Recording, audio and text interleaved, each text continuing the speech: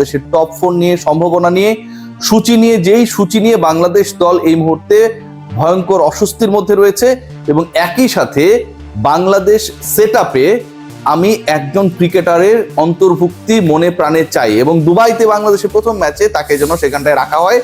In details, in depth discussion আমি করবো definitely সন্ধ্যাবেলা। কিন্তু তার আগে বলে রাখি যে পারভেজ হোসেন ইমন, যাকে ড্রপ করা হয়েছে সবশেষ ম্যাচে, he must be included to the 11 in the next match against Sri Lanka.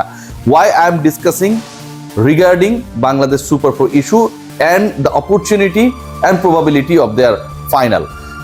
সবচেয়ে বড় ব্যাপার যেটা বাংলাদেশ দলকে নিয়ে এই মুহূর্তে যদি আমরা চিন্তা করি, তাহলে সবচেয়ে ইন্টারেস্টিং পার্ট সেটা হচ্ছে এই দলের শিডিউল। বাংলাদেশ দলকে সুপার 4-এ 3টা ম্যাচ খেলতে হবে, আপনারা সবাই জানেন, শ্রীলঙ্কার এগেনস্টে, ইন্ডিয়ার এগেনস্টে, পাকিস্তানের এগেনস্টে। এই যে 3টা ম্যাচ বাংলাদেশ খেলবে, এই 3 ম্যাচের মধ্যে 2টা যদি বাংলাদেশ জিতে যায়, তাহলে বাংলাদেশের ফাইনালে ওঠার যথেষ্ট সম্ভাবনা রয়েছে। সেই সম্ভাবনা যে রয়েছে, আপনারা অনেকেই বলতে পারেন বাংলাদেশ নেগেটিভ ক্রিকেট খেলেছে, নেগেটিভ অ্যাপ্রোচ ছিল, বাংলাদেশের ক্রিকেট, বাংলাদেশের পরিকল্পনা নিয়ে অনেক প্রশ্ন রয়েছে। বিশ্বাস করুন, আপনাদের সাথে আমি 100% একমত। বাংলাদেশের ক্রিকেট যারা দেখেছে, বিরক্ত হয়েছে গেল এক সপ্তাহে বাংলাদেশের ক্রিকেটিং অ্যাপ্রোচ নিয়ে, তাদের সাথে আমার কোনো ধরনের দ্বিমত নেই। আমি 100% আপনাদের সাথে একমত। কিন্তু এন্ড অফ দ্য ডে এটাও তো সত্য যে বাংলাদেশ আলটিমেটলি যোগ্য দল হিসেবেই তাদের গ্রুপ থেকে টপ 4-এ গেছে। আফগানিস্তান ভালো ক্রিকেট খেলতে পারে, কম্পিটিশন গ্রো করতে পারে, but end of the day they were beaten by Bangladesh, they were beaten by Sri Lanka. তারা তো 2টা ম্যাচে টানা হেরেছে। বাংলাদেশ হয়তো যেই স্কোরটা করা দরকার ছিল এগেনস্ট আফগানিস্তান, যে অ্যাপ্রোচে খেলা দরকার ছিল এগেনস্ট হংকং, সেটা খেলতে পারে নাই। যেভাবে বাংলাদেশের প্রিপারেশন নেওয়া উচিত ছিল, প্রথমে ব্যাট করলে কি করবে, সেটা হয়তো হয় না। But end of the day out of 3 matches তারা তো 2টা জিতেছে, এবং ওই 2 ম্যাচ জিতেই কিন্তু বাংলাদেশ টপ 4-এ খেলতেছে। এমন না যে আলটিমেটলি শেষ পর্যন্ত বাংলাদেশকে রান রেটের হিসেবে বেটার টিম হিসেবে জায়গা করে নিতে হয়েছে বা জায়গা করে নিয়েছে টপ 4-এ। So we should pay respect. অনেক প্রশ্ন থাকবে, অনেক বিষয় নিয়ে বিতর্ক থাকবে, আলোচনা থাকবে। বাংলাদেশ টিম আমরা কেউ কারো থেকে দূরে না, সেই আলোচনা, সেই বিতর্ক আমরা করব, কিন্তু বাংলাদেশ টপ 4-এ রয়েছে তাদের যোগ্যতায়। শ্রীলঙ্কা 3টা ম্যাচ জিতেছে, বাংলাদেশ 2টা ম্যাচ জিতেছে, এবং বাংলাদেশের শ্রীলঙ্কার থেকে অন্য কোনো দল বেশি ম্যাচ জিতে নেই, যে কারণে অন্য দলকে খুব বেশি গুরুত্ব দিতে হবে।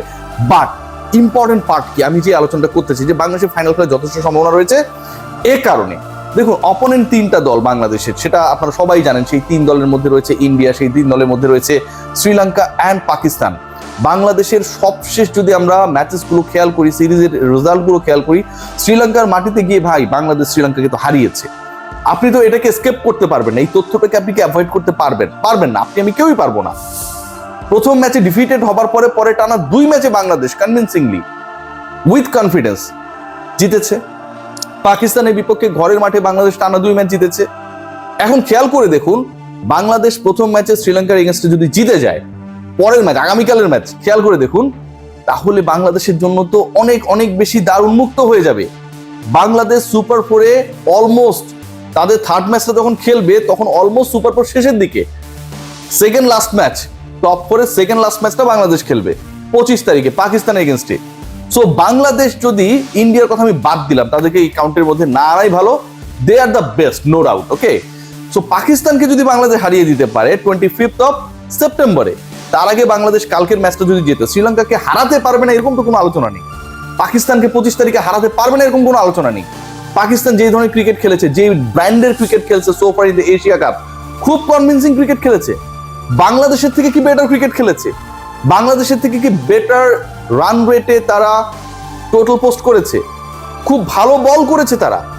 ইন্ডিয়া এবং পাকিস্তান ম্যাচটা যদি খেয়াল করে দেখেন, তারা পাত্তাই পায় নাই। এমনও আলোচনা হয়েছে যে ইন্ডিয়ার এখন খেলা উচিত পাকিস্তান আফগানিস্তানের সাথে। সাবেক ইন্ডিয়ান ক্রিকেটাররা এরকম ভাবে ব্যঙ্গাত্মক কথাবার্তা বলেছে। সো আমার পয়েন্টটা কোথায়? আমার পয়েন্টটা হচ্ছে যে বাংলাদেশ যদি ফাইনালে খেলতে চায় বা বাংলাদেশ যদি ফাইনালে খেলার স্বপ্ন দেখে, তাদের পথটা খুব কঠিন না। পাকিস্তান ভালো ক্রিকেট খেলছে না, বাংলাদেশের বিপক্ষে সবচেয়ে সিরিজে তারা হেরেছে। সো বাংলাদেশের সেই অপরচুনিটি রয়েছে রে ভাই। নিজেদের উপর বিশ্বাস রেখে যদি প্রপার পরিকল্পনাটা করে, এক্সিকিউট করে, সেই অ্যাবিলিটি রয়েছে। Bangladesh could beat Pakistan, defeat Pakistan convincingly. আর শ্রীলঙ্কার এগেনস্টে সবচেয়ে সিরিজের রেজাল্ট যদি দেখি, সবশেষ 3 ম্যাচের মধ্যে 2টা জয়ী তো Bangladesh. So why not, we can have some big dreams. So ওই জায়গা থেকে আমার কাছে মনে হয় বাংলাদেশের দারুণ অপরচুনিটি রয়েছে। বাট এই জায়গাটায় সবচেয়ে টেনশন, সবচেয়ে অস্বস্তির জায়গা যেটা, সেটা হচ্ছে শিডিউল। বাংলাদেশ দেখুন আগামীকাল প্রথম ম্যাচটা খেলবে শ্রীলঙ্কার এগেইনস্টে, বাংলার সময় রাত 8:30টায় শুরু হবে।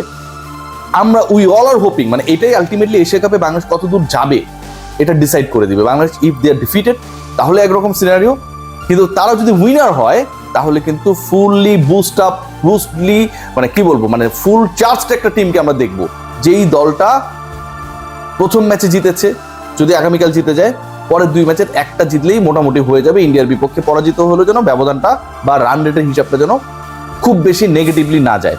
সো ওই হিসাবে যদি আমরা খেয়াল করি, বাংলাদেশ আগামীকাল যদি জিতে যায়, এরপরের যে ম্যাচ দুটো রয়েছে বাংলাদেশের ব্যাক টু ব্যাক 24 এবং 25 সুপার 4-এর এই একটা শিডিউলই রয়েছে 24 এবং 25, যেখানটায় সুপার 4-এর 4 দলের মধ্যে Bangladesh is the only team যাদেরকে ব্যাক টু ব্যাক 2 ম্যাচ খেলা লাগবে। মানে আপনি আজকে সন্ধ্যায় খেলে আবার কালকে সন্ধ্যায় আপনার খেলা লাগবে। Bangladesh is the only team among those 4 teams যাকে এই ঘটনায় অংশ নেওয়া লাগবে, তাদেরকে টানা 2 ম্যাচ খেলা লাগবে। এবং এই 2 ম্যাচে আমি কেন বলছি শিডিউল নিয়ে অস্বস্তি, ইন্ডিয়া ম্যাচ খেলার পরে বাংলাদেশের ম্যাচটা হচ্ছে পাকিস্তানের এগেইনস্টে। যদি পাকিস্তানের এগেইনস্টে প্রথম ম্যাচটা হতো, আগামীকালে ম্যাচ খেলার পর বাংলাদেশ একটু ফ্রেশ হওয়ার সময় পেত, একটু রিল্যাক্স পেত। কিন্তু বাংলাদেশ ইন্ডিয়ার এগেইনস্টে খেলার পরে তাদেরকে ব্যাক টু ব্যাক, মানে হচ্ছে ম্যাচ শেষ হওয়ার পরে বাংলাদেশ 17-18 ঘন্টা পাবে আরেকটা ম্যাচে যখন নেমে পড়তে হবে। এটা কিন্তু আমার কাছে মনে হয় ফিজিক্যালি একটা যে কোনো দলের জন্য is a very tough situation. Recovery session বলে একটা ব্যাপার থাকে, ওয়ার্কলোড ম্যানেজমেন্ট বলে একটা ব্যাপার আছে, সেই জিনিসগুলো বাংলাদেশ অনেক ক্ষেত্রে আমার কাছে মনে হয় ম্যানেজ করার ক্ষেত্রে একটা চ্যালেঞ্জে পড়বে।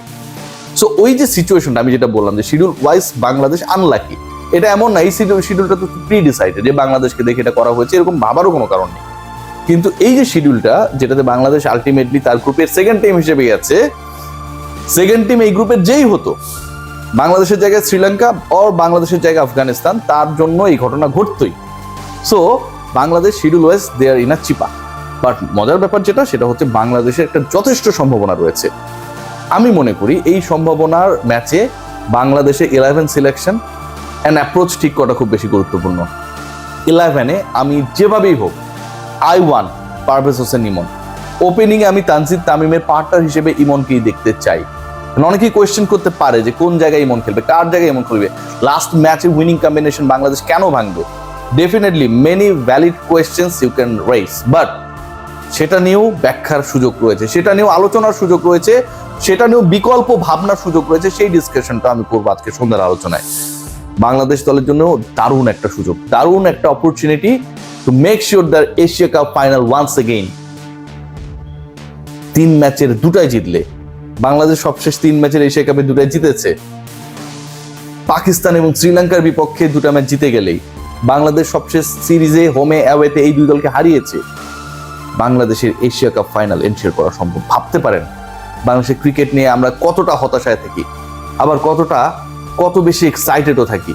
এই একটা শ্রীলঙ্কা আফগানিস্তান ম্যাচ নিয়ে আমরা যেই ধরনের উন্মাদনা দেখিয়েছি, টেনশন দেখিয়েছি, মোনাজাত করেছি, শেষ পর্যন্ত আমাদের সেটা কবুল হওয়ার পর কাবুলে চলে গেল আফগানিস্তান। সেই বাংলাদেশি ভক্ত সমর্থক স্পেকটেটার্সদেরকে নিশ্চয়ই বাংলাদেশ দল হতাশ করবে না।